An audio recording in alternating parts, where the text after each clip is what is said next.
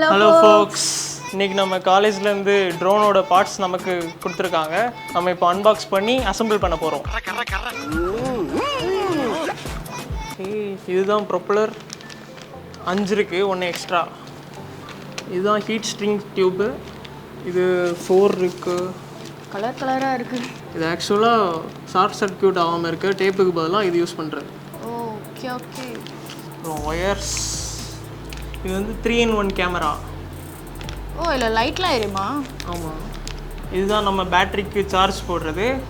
ஆக்சுவலாக இது வந்து 40 to 60 minutes வரை சார்ஜ் ஆயிரும் ஒரு பேட்ரி. 2 பேட்ரி இருக்குது. இதுதான் லிப்போ பேட்ரி. லிப்போனா லித்தியம் பாலிமர் பேட்ரி. 5200 mAh வரும். 6S. அது என்ன 6S?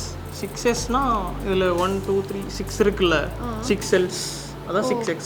ஒரு பேட்டரி எவ்வளோ நேரம் ஃப்ளை ஆகும்? அது கிட்டத்தட்ட 15 minutes to 30 minutes ஃப்ளை ஆகும் ஒரு பேட்டரி. இதுதான் புல்லட் கனெக்டர். இதுதான் ESC. இது எனக்கு தெரியும், நான் படிச்சிருக்கேன்னு நினைக்கிறேன். ESCனா எலக்ட்ரானிக் ஸ்பீட் கண்ட்ரோலர். அவ்வளோ தெரியுதா? ஓகே, இப்போ நான் கேட்குறேன், இது என்னது?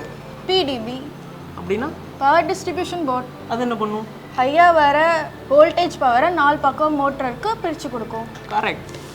இதுதான் மோட்டர். இதுதான் மெயின் திங். இதுதான் கண்ட்ரோலர்.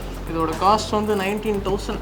20 கிலோமீட்டர் வரை போகும். இவ்வளோ பெரிய ரிமோட் கண்ட்ரோல் மாதிரி இருக்குது. இது என்ன எக்ஸ்ட்ரா? அது ஆல்ரெடி 2 இருக்குதுல்ல. ஆக்சுவலாக அது வந்து இதில் மாட்டுறது கிடையாது, அது ட்ரோனில் மாட்டுறது. ரிசீவர் இது. அப்போ இது டிரான்ஸ்மிட்டர். இதுதான் ஃப்ளைட் கண்ட்ரோலர். இதை இப்போ நம்ம ஓப்பன் பண்ணுவோம். நிறைய கேபிள் போடலாம் போல இருக்கு. இதுதான் நம்ம ட்ரோனோட பிரெயின் மாதிரி. இதுதான் GPS.